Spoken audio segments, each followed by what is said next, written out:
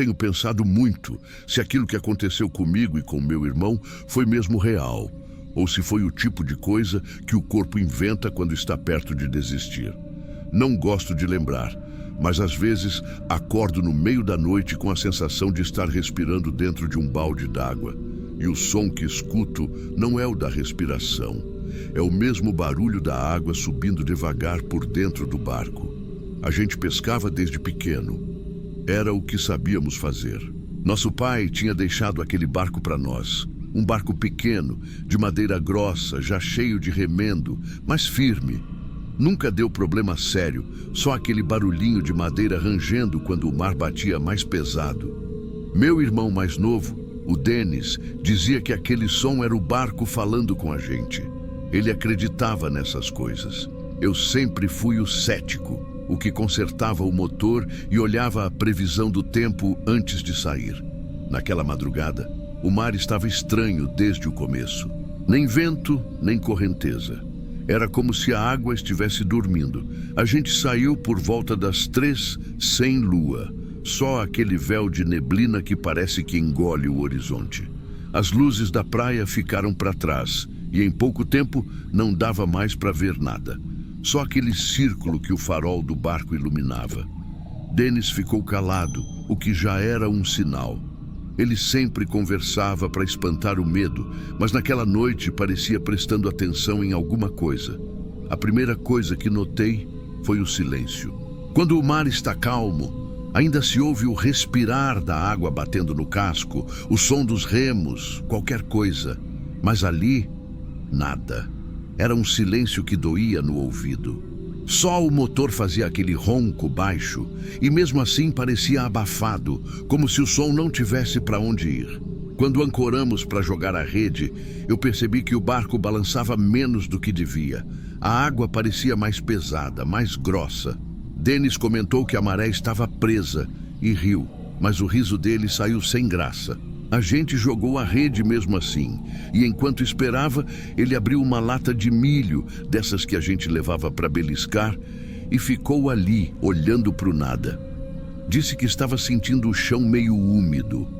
Eu achei que era do sereno, mas quando encostei a mão no assoalho, senti frio. A madeira estava molhada por baixo. Peguei a lanterna e iluminei perto do pé da bomba d'água, achando que alguma coisa tinha rachado, mas o que vi me deixou travado. A água estava brotando por entre as tábuas, subindo em filetes finos, como se o convés estivesse respirando. Não tinha buraco. Era como se o mar estivesse crescendo por dentro do barco.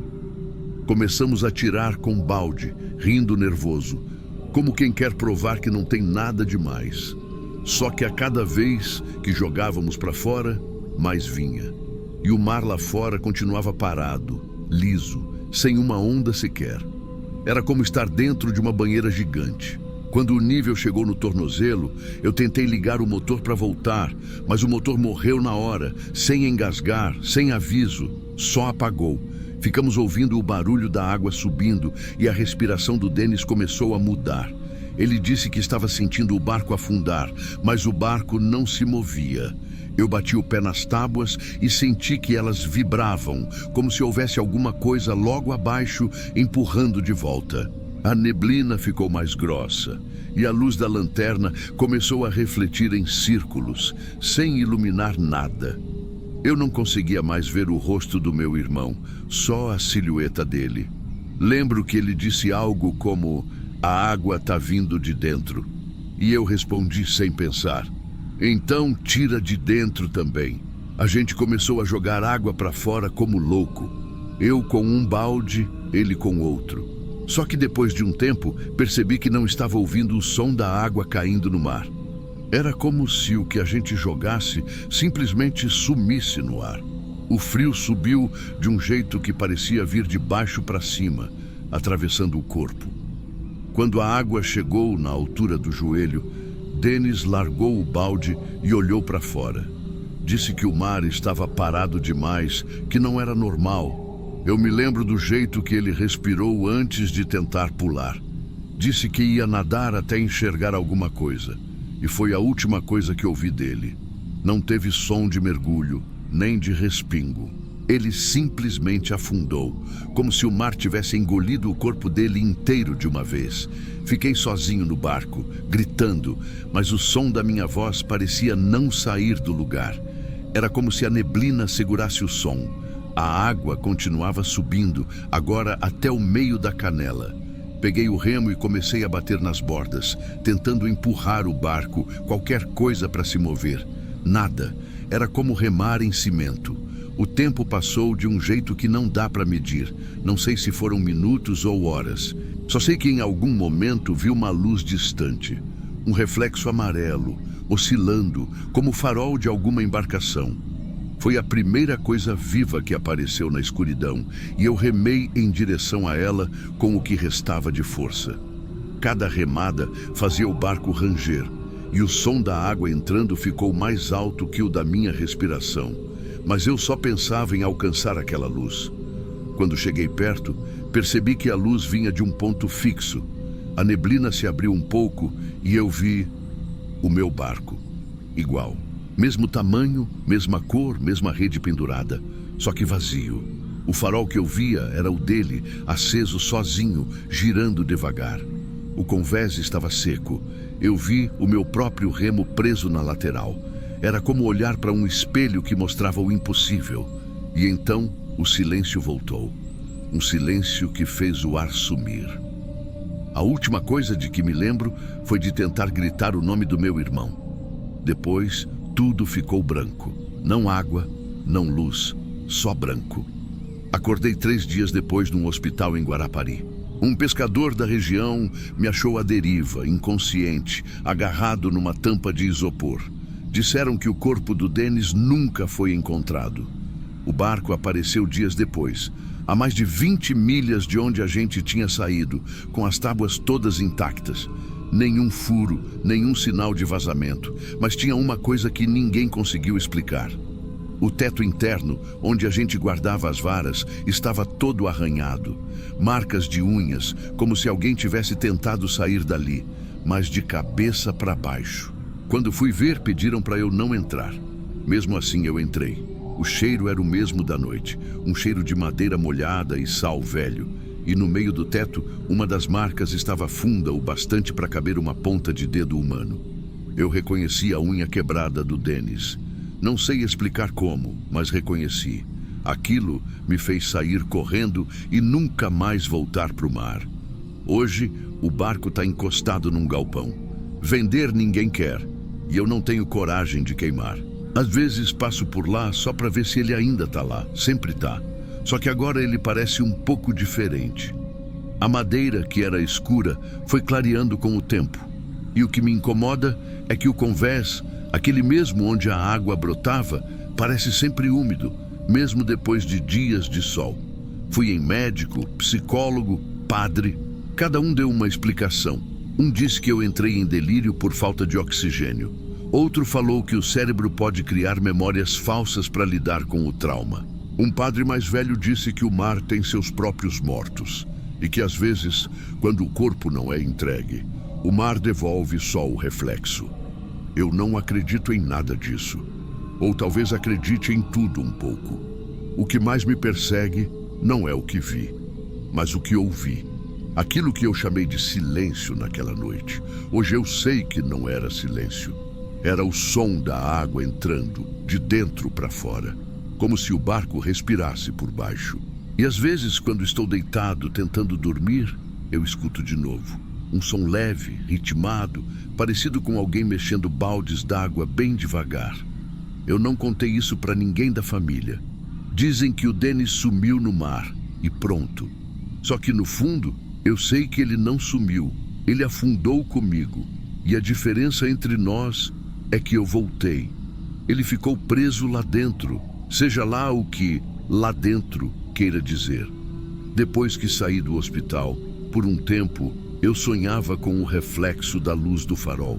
No sonho, o barco vem vindo em minha direção e eu reconheço cada detalhe. O casaco pendurado, a garrafa de água pela metade, o balde caído no chão. Mas nunca consigo ver quem está segurando o remo. Acordo sempre antes disso. Já pensei em voltar ao mar, só para ver com meus próprios olhos se aquele lugar ainda existe. Mas toda vez que chego perto da areia e escuto o som da maré batendo, me dá uma tontura que me faz recuar. É como se o corpo lembrasse do que a cabeça tenta esquecer. Talvez o que aconteceu tenha explicação. Talvez tenha sido alucinação ou uma daquelas coincidências que o cérebro transforma em pesadelo. Mas o que eu vi, o que eu senti naquela noite, é real demais para ser invenção. O mar parou, a água subiu de dentro e o barco, o mesmo barco que me salvou a vida tantas vezes, quase me engoliu. Eu não sei por que decidi escrever isso agora. Talvez para tirar o peso da memória, ou para avisar de algum jeito que nem tudo que afunda morre. Tem coisa que fica lá embaixo, esperando o momento de subir de novo, e quando o mar estiver calmo demais, liso demais, sem vento, sem som, é melhor não jogar a rede, porque o que vier pode não ter vindo de fora, pode vir de dentro.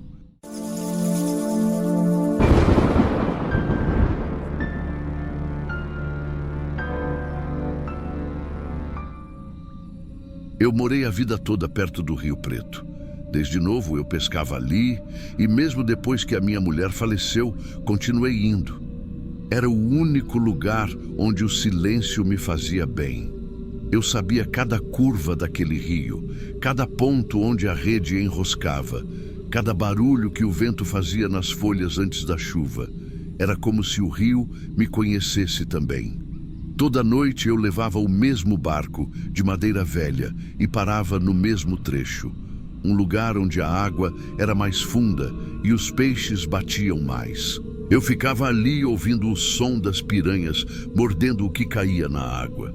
Era um barulho pequeno, repetido, que para quem não conhece pode até parecer nada, mas para mim era sinal de vida. Eu gostava de saber que o rio estava vivo, mesmo que ninguém mais passasse por lá. Naquela noite, o que me chamou a atenção foi o contrário, o silêncio. Não foi de repente, foi aos poucos, como se alguém fosse abaixando o volume do mundo. Primeiro pararam os sapos, depois os grilos, depois até os mosquitos sumiram. Eu só percebi que algo estava errado quando notei que nem o som da água batendo no casco do barco existia mais. Eu olhei para o remanso e parecia que a corrente tinha parado. A minha lanterna ainda funcionava e a luz batia na superfície lisa, como um espelho. Joguei a rede do mesmo jeito que sempre fazia. Ela afundou devagar, mas senti o peso rápido, como se tivesse enchido na hora. Puxei achando que fosse uma boa pescaria. Só que os peixes estavam vivos, todos respirando, mas imóveis. Nenhum se debatia, nenhum tentava escapar. Os olhos deles me encaravam, arregalados, e a água em volta parecia parada de verdade, sem bolha, sem reflexo de corrente. Eu larguei a rede dentro do barco e fiquei olhando, tentando entender. Tive uma sensação que não sei explicar. Não era medo, era uma falta de ar, como se até o oxigênio tivesse sumido. O som do meu próprio coração era a única coisa que eu ouvia. E quanto mais eu prestava atenção, mais parecia que ele batia dentro da água, não dentro de mim. Eu remei de volta para a margem, mas era como remar num sonho. O barco se movia, mas não fazia barulho. Nenhum. A água só se abria e fechava atrás, sem som nenhum. Quando encostei o barco, saí tropeçando na lama, que parecia seca. Mesmo com o pé afundando, não fazia aquele barulho do barro puxando. Nada fazia barulho. Cheguei em casa com as roupas molhadas e fiquei parado na porta, sem saber se contava para alguém. No outro dia, um vizinho meu, o Davi, foi comigo para ver. Ele não acreditava. Disse que talvez fosse coisa de cansaço, que eu tinha dormido no barco e sonhado. Quando chegamos lá, ele percebeu que o rio estava diferente mesmo. As folhas boiavam paradas e onde a gente falava, o som parecia mais baixo, abafado, como se fosse dentro de um quarto. O Davi decidiu mergulhar para ver o fundo. Eu pedi para ele não ir, Mas ele era teimoso. Pulou mesmo assim. Ficou uns segundos lá embaixo. Depois subiu rápido, com os olhos arregalados e os lábios azulados, tremendo. Disse que lá embaixo não tinha nada. Nenhum barro, nenhuma pedra, nenhuma corrente. Disse que o fundo parecia oco, como se o rio tivesse virado um buraco sem fim. Eu ajudei ele a subir para o barco e vi que o relógio dele tinha parado. O meu também. Voltamos em silêncio. No caminho, ele só disse uma coisa: lá embaixo não tem tempo. Eu não quis entender o que ele quis dizer com isso. Nunca mais o Davi voltou lá. Eu também não, pelo menos não para pescar. Mas o povo da cidade começou a ir por curiosidade. Diziam que o rio estava diferente, que era bom para tirar foto, que parecia um espelho. Só que ninguém mais conseguiu pescar nada ali. Nem piranha, nem lambari, nada. A água continuava limpa demais, parada demais. Os meninos que iam brincar diziam que, quando o barco parava, parecia que o rio parava junto. Teve uma noite em que eu passei de carro perto da beira e vi dois rapazes remando bem devagar. O som dos remos cortando a água vinha alto demais, como se fosse o único som do mundo. Depois, silêncio total. Eu desliguei o motor e fiquei parado escutando. A única coisa que se ouvia era a minha respiração dentro do carro. Parecia que o ar do lugar sugava o som. Ninguém desapareceu, ninguém viu nada, mas quem passa por ali diz que sente o corpo gelar, mesmo no calor. Eu já senti. É um frio que não vem do vento, é de dentro. Um frio de saber que tem alguma coisa viva ali, mas que não respira como a gente. Hoje, o pessoal chama aquele trecho de o ponto mudo. Fica depois da curva grande, onde o mato cresce até tocar a água. Às vezes, quando o sol está se pondo, dá para ver uma diferença no reflexo. É sutil, mas o brilho da água parece vir de baixo para cima, não do céu. É ali onde tudo parou. Eu nunca fui um homem de acreditar nessas coisas, mas aprendi que o rio não é só água. Ele guarda o que a gente deixa nele. Som, memória, medo. Talvez tenha um limite para o quanto um lugar pode ouvir antes de se calar. E o Rio Preto, naquela noite, se calou e nunca mais falou de novo.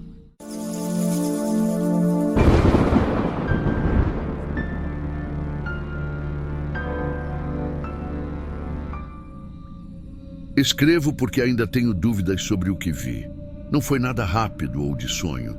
Aconteceu mesmo e até hoje eu tento achar uma razão para aquilo. Talvez alguém já tenha passado por algo parecido. Eu moro num distrito pequeno do interior de Minas, chamado Santana do Rio Claro. É um lugar de gente simples, de estrada de terra, casa com muro baixo e galinha no quintal. A vida aqui é devagar. E eu sempre gostei disso. Trabalho como pedreiro, mas desde menino tenho o costume de pescar de barranco no rio que corta a cidade. Não é um rio largo, mas tem umas partes fundas onde o pessoal diz que já se afogou gente. Nunca dei muita atenção para essas conversas, até esse negócio acontecer comigo. Eu sempre ia pescar depois do trabalho, quando o sol começava a baixar e o barulho do mato aumentava. Era o meu jeito de ficar em silêncio, sabe? Às vezes, nem levava isca, só jogava a linha e ficava olhando a água correndo. Eu conhecia cada curva do rio, cada sombra das árvores, cada pedra onde o peixe gostava de ficar escondido. Mas teve um dia em que o rio não parecia o mesmo. Era uma terça-feira, começo de março. Eu lembro porque choveu o dia inteiro e o barro ainda estava úmido. Fui pescar do mesmo jeito, meio teimoso. O céu já estava limpo e o ar cheirava a mato encharcado. Sentei no mesmo ponto de sempre, um barranco meio escavado pelo tempo, e fiquei ali. No começo, tudo igual. Mosquito, sapo, barulho de água. Até que eu vi uma coisa diferente. No meio do rio, uns 3 metros da margem, tinha um peixe grande. Eu percebi porque o brilho das escamas chamou a atenção. Parecia prata pura, só que o peixe não se mexia. Ele estava parado, bem no meio da correnteza, de barriga para baixo, olhando para cima. A água passava por ele como se não o tocasse. Eu fiquei um tempo só observando, achando que era alguma ilusão, tipo tronco, saco, sei lá. Mas não era. Peguei a vara e joguei a linha perto dele. A boia encostou e o peixe continuou parado. Joguei de novo, mais perto. Quando o anzol passou por dentro do corpo, eu percebi que atravessou, como se fosse sombra. Eu puxei e a linha veio seca, sem nada. E o peixe ainda ali, imóvel, com o olho voltado para o céu. Eu devia ter ido embora, mas a curiosidade prendeu. Fiquei parado olhando até escurecer. Quando a claridade acabou, o brilho das escamas sumiu e só ficou um reflexo estranho na água. Voltei para casa meio zonzo, achando que estava cansado demais. No outro dia, falei com o seu Dimas, que pesca naquele trecho desde novo. Ele deu risada, disse que devia ser sacola. Eu concordei, mas voltei lá no fim da tarde para conferir. O rio estava mais calmo, o sol batendo de lado e o peixe estava no mesmo lugar. Exatamente o mesmo. O corpo não boiava, não afundava, só ficava ali, reto, como se preso a alguma coisa invisível. Dessa vez eu desci até a beira e toquei a água. Estava gelada, o que é estranho porque o dia estava quente. Eu olhei bem e vi que o olho do peixe não era preto como o de costume. Era leitoso, meio esbranquiçado, mas ainda assim parecia vivo. Era como se aquele olhar me acompanhasse quando eu me mexia. Aquilo me deu uma sensação ruim, uma mistura de repulsa e pena. Passei o resto da semana tentando entender. Levei lanterna, joguei pedra, até pensei em pegar com o puçá, mas sempre que eu me aproximava demais, o reflexo da água distorcia e eu não conseguia ver direito. Quando eu recuava, ele voltava a aparecer, igualzinho. No sábado, fui cedo, antes do sol nascer. O rio estava coberto de névoa fina e dessa vez o peixe não estava mais sozinho. Tinham outros, menores, perto da margem, todos parados, boiando devagar de barriga para cima. Alguns ainda respiravam, abrindo e fechando as guelras, mas os olhos, todos, estavam abertos e imóveis, apontados para o céu. Era uma cena que me deixou sem reação. O cheiro veio logo depois. Não era de peixe podre, era outro tipo de cheiro, metálico, meio adocicado, que grudava na garganta. Eu senti vontade de vomitar. Mesmo assim, fiquei ali, olhando aquela cena que não fazia sentido. Nenhum bicho na beira do rio, nenhum pássaro, nem mosquito. Era um silêncio pesado, como se o ar tivesse parado junto com os peixes. Fui embora correndo e passei mal o resto do dia. No domingo, contei para minha irmã. Ela achou que eu estava com febre, que podia ser insolação ou alguma coisa da cabeça. Eu mesmo comecei a achar isso. Tentei esquecer. Só que na segunda-feira, quando voltei para o trabalho, ouvi 2 colegas comentando que o rio estava estranho. Que de manhã tinham visto as margens cheias de peixe morto, todos virados para cima, mas sem sinal de podridão. Disseram que o pessoal da prefeitura foi lá recolher. Fui até lá no fim do expediente. O trecho onde eu pescava estava cercado com fita amarela. Um rapaz da Defesa Civil me disse para não chegar perto, que estavam colhendo amostras, porque acharam que podia ter vazado produto químico de uma usina antiga, lá para cima. Eu não contei nada do peixe, porque achei que iam rir de mim. Nos dias seguintes o assunto espalhou. Todo mundo dizendo que o rio estava amaldiçoado, que era castigo, que o governo tinha deixado poluir. Só que, curiosamente, ninguém conseguiu provar nada. Nenhuma espuma, nenhuma cor estranha, nenhuma planta morta.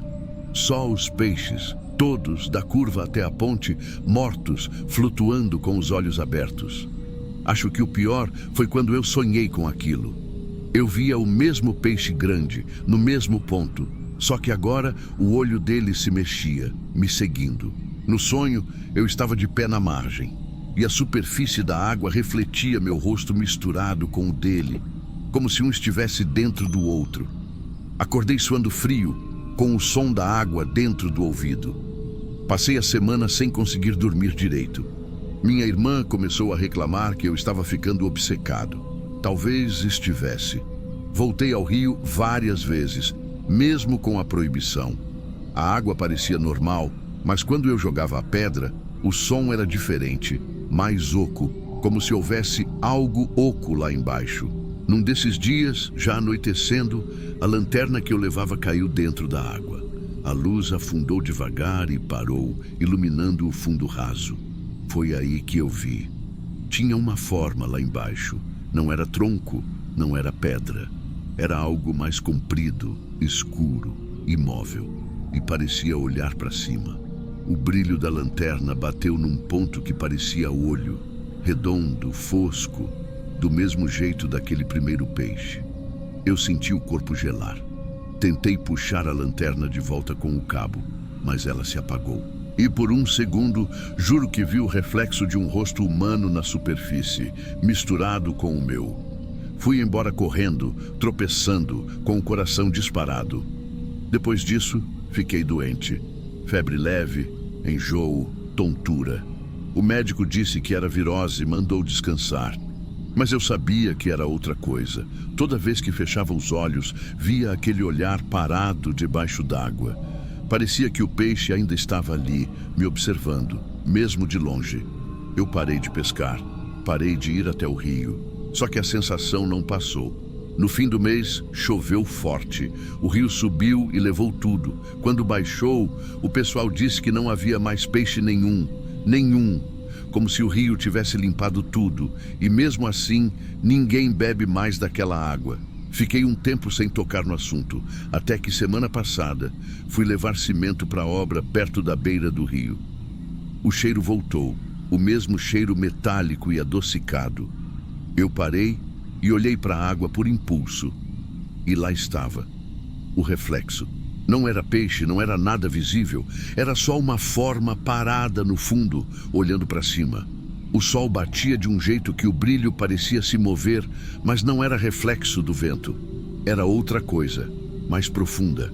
E por um instante, tive a impressão de que aquilo se lembrava de mim. Eu sei como soa. Parece coisa de filme ou história inventada. Mas quem vive perto de rio entende que tem hora que a natureza parece respirar diferente.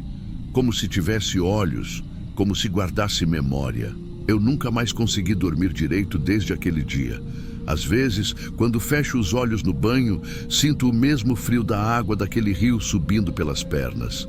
Eu não espero que vocês acreditem. Eu só precisava escrever isso, porque eu já não sei se o que vi era mesmo real ou se era só um reflexo de mim mesmo naquele peixe, o que olhava para cima.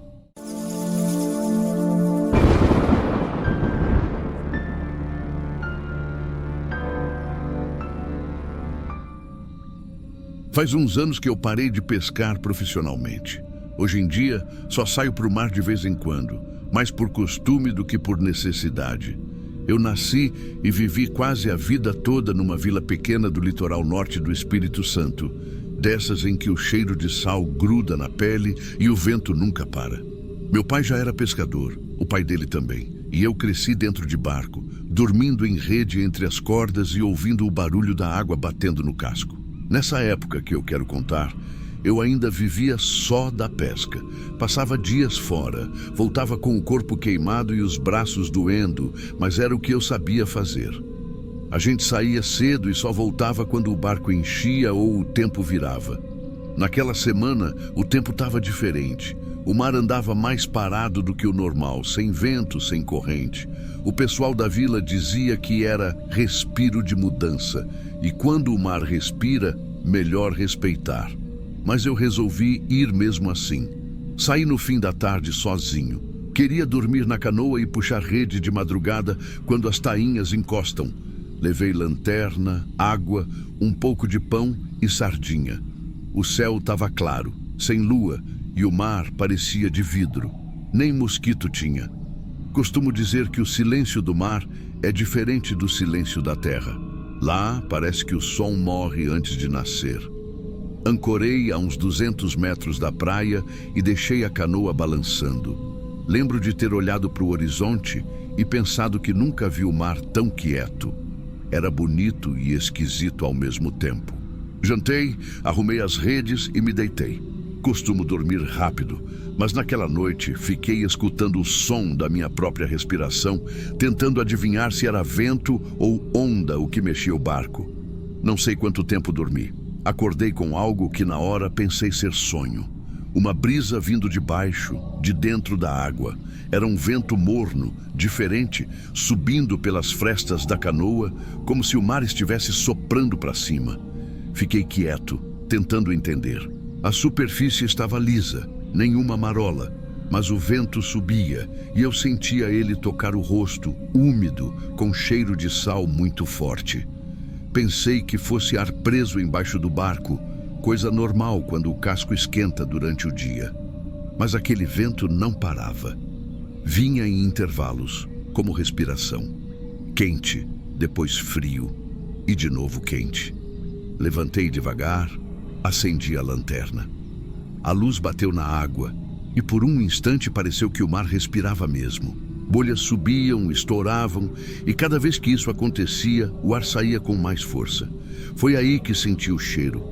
Não era só de sal, era um cheiro de carne crua, pesado, como frigorífico velho.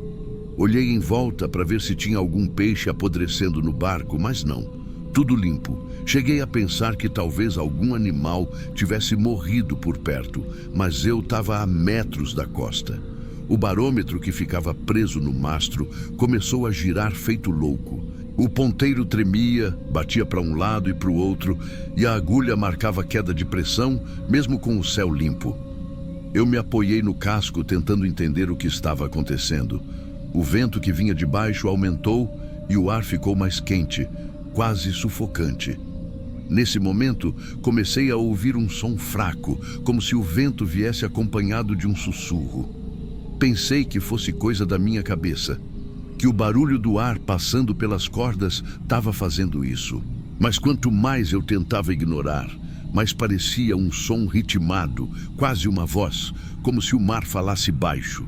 O instinto mandou sair dali, mas a curiosidade me prendeu. Joguei a âncora para tentar manter o barco firme e a corda afundou rápido demais, como se o fundo tivesse longe. Puxei de volta, mas veio molhada de algo grosso, meio pegajoso. Passei o dedo e tinha cheiro forte de ferro. Joguei a corda fora na hora. Pensei em ligar o motor e voltar, mas ele não pegou. A chave girava, fazia estalo e nada. Só o barulho do vento subindo por baixo. Foi quando percebi que ele vinha num ponto só, bem no centro do barco. Parecia sair de uma rachadura fina entre as tábuas. Encostei a mão e senti o ar quente batendo.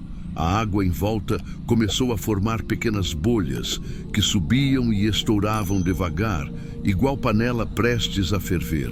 E o barômetro não parava de girar. A essa altura, o calor era tanto que o suor escorria, mesmo com a noite fria.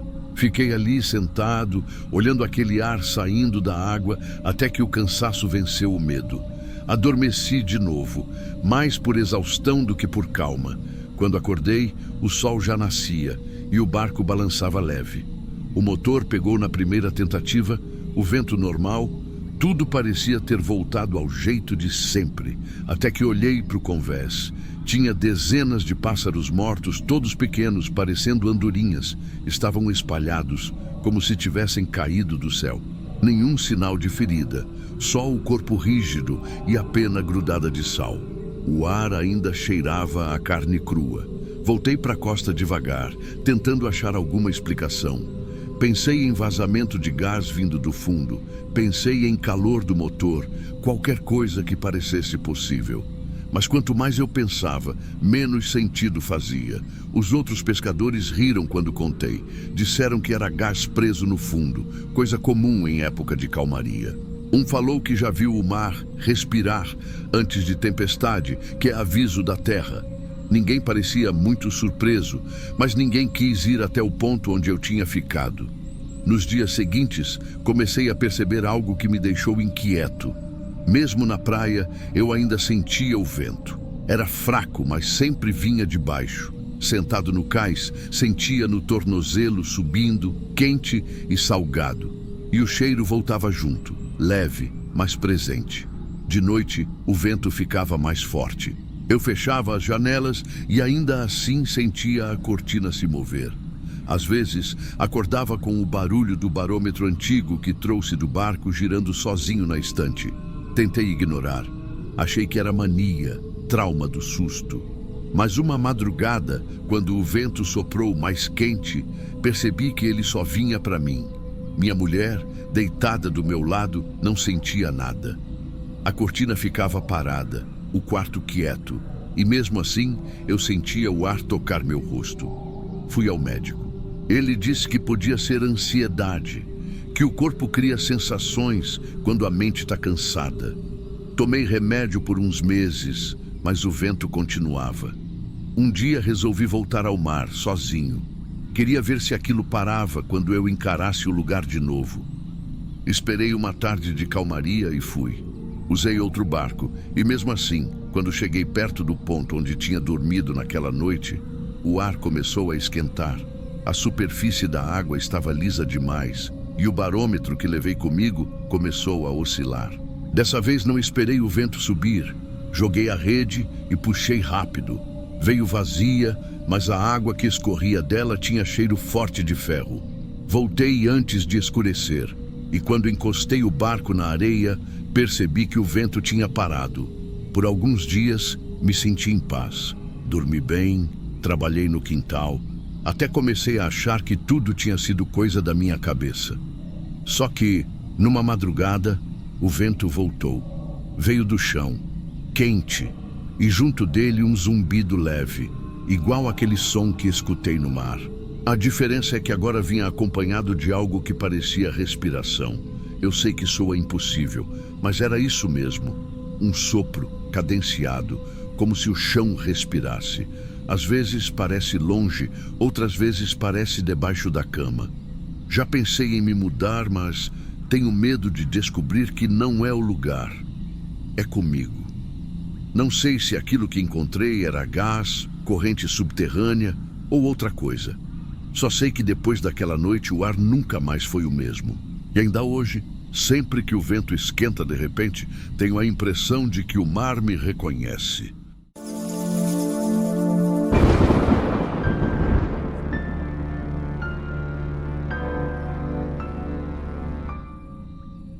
Eu sou de uma vila pequena no litoral norte do Espírito Santo.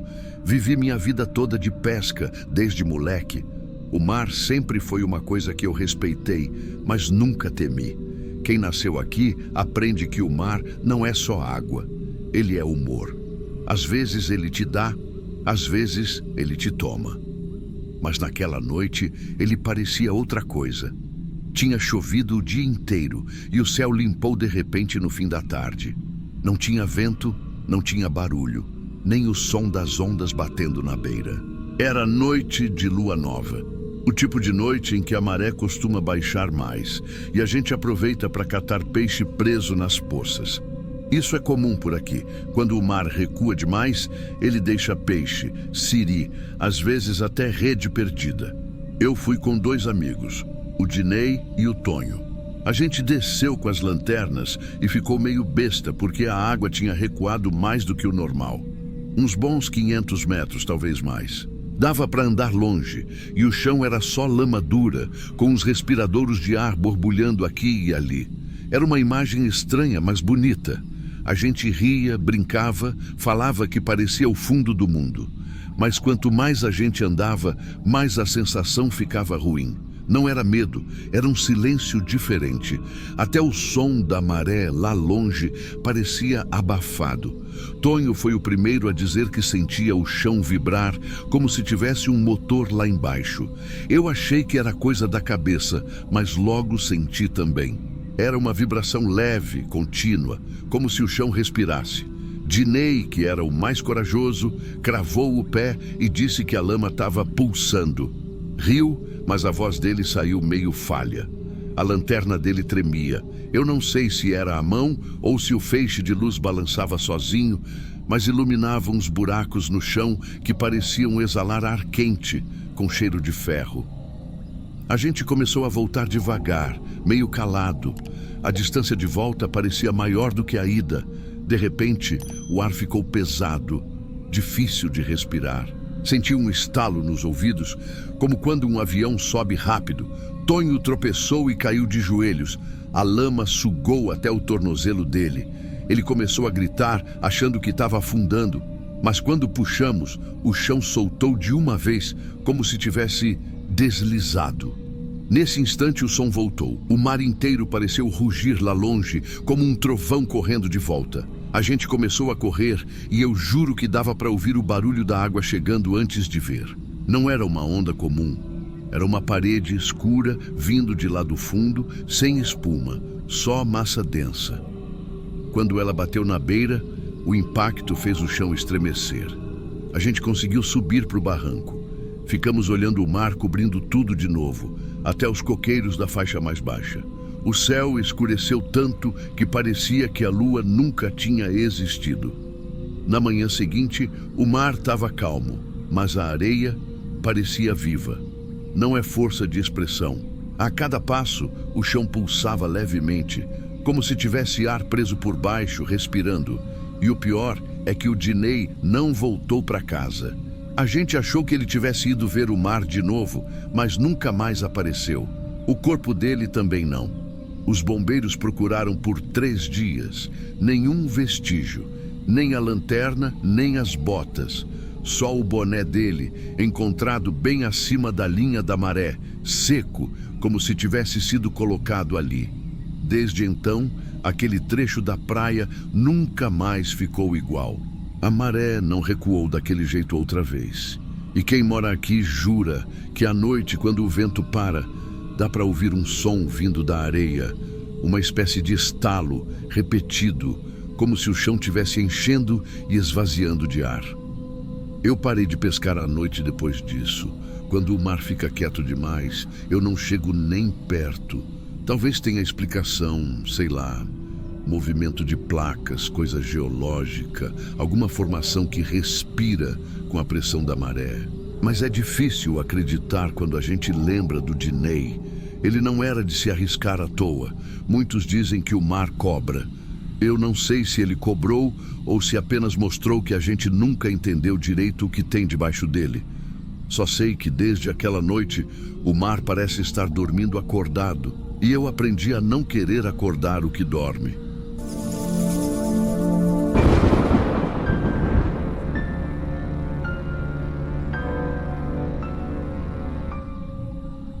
Eu trabalho com pesca desde moleque, no litoral de Alagoas. Sempre foi o que eu soube fazer.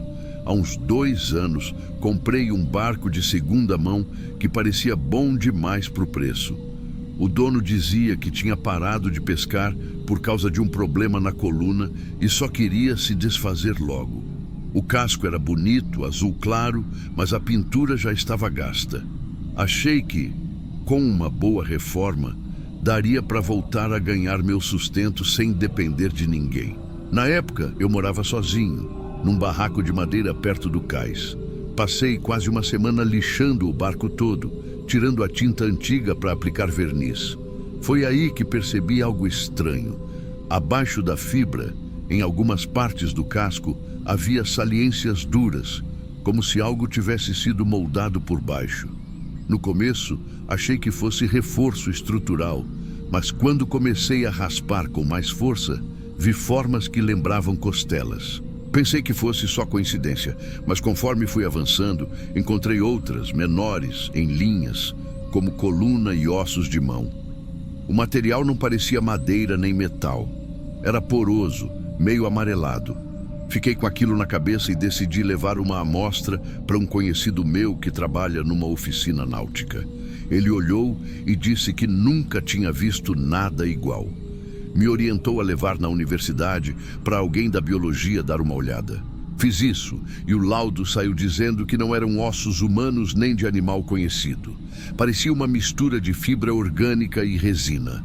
Algo fora do padrão, como se tivessem usado restos orgânicos na composição. Voltei para casa com um nó no estômago. O barco ficou parado na areia. E toda vez que o vento batia, ele rangia de um jeito que me fazia parar o que estivesse fazendo. Não era o som normal de madeira seca. era algo que lembrava a respiração. Às vezes, eu jurava ouvir o ar passando por dentro do casco, como se tivesse um pulmão escondido ali. Tentei me convencer de que era só o vento atravessando alguma fenda. Mas o som acontecia mesmo quando o ar estava parado, de madrugada, sem uma brisa sequer. Eu dormia num quarto com janela virada para o quintal e escutava o barulho vindo de lá, compassado, leve, mas presente. Quando eu me aproximava, o som parava. Se me afastava, voltava. No começo contei para os colegas e eles riram, dizendo que era coisa da minha cabeça.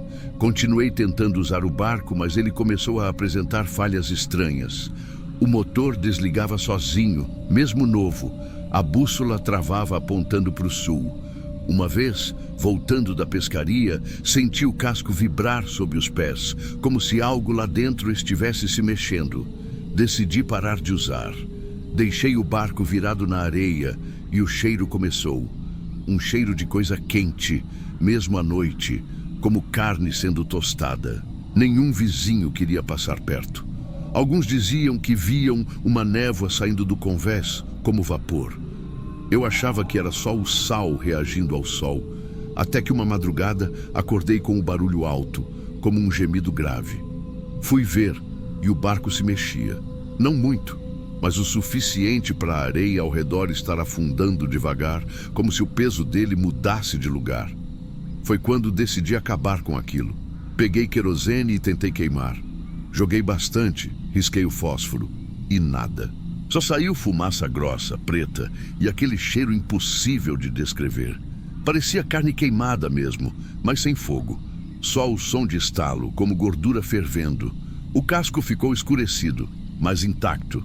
Depois disso, não consegui mais dormir direito. Pedi ajuda a um pescador mais velho, conhecido por ser supersticioso. Ele olhou o barco de longe e mandou eu me desfazer daquilo de qualquer jeito, mas sem cortar, sem quebrar. Disse que certos materiais guardam o que foi feito com dor. Achei bobagem, mas no fundo já estava desesperado. Paguei um caminhoneiro para levar o barco para outro município, deixei numa praia isolada e nunca mais voltei lá. Durante semanas, o som continuou vindo de dentro da minha cabeça, como se eu ainda escutasse o rangido, mesmo sem o barco por perto. Fui parar no posto de saúde, achando que era infecção no ouvido, mas o médico disse que estava tudo normal. Hoje, toda vez que passo perto do cais e escuto madeira estalando, me dá um arrepio. Às vezes, acho que foi só um erro na fabricação, algum tipo de resina experimental. Outras vezes penso que aquilo nunca devia ter sido feito. Eu não sei se esse tipo de coisa interessa para o canal, mas precisava escrever para tirar isso de mim. O cheiro e o som nunca mais saíram da memória. Se um dia eu voltar a pescar, vai ser só em barco que eu mesmo construir.